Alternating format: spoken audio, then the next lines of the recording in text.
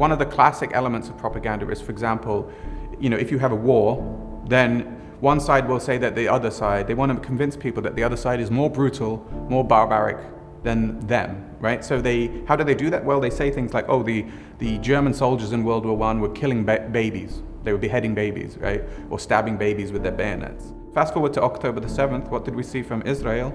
Saying that 40 babies had been beheaded by Hamas right at the beginning of the war, and this never happened. So these things stay the same. The difference is technology. Before, in order to read about German soldiers beheading babies, you would have had to read the paper. Maybe you heard from someone down the local shop that this had happened. Maybe you didn't hear about it, right? When there was radio and television, maybe you saw it in the news. Now everyone has a mobile phone in the pocket.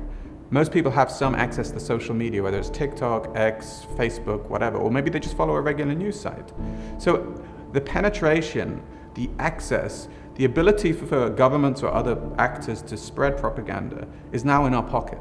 And that's something that never existed to the same degree.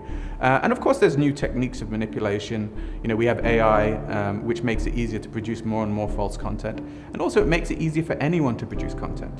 Remember before, when we had newspapers and radio, in order to create a radio show, you needed to have access to radio and special technology, right? In order to broadcast it.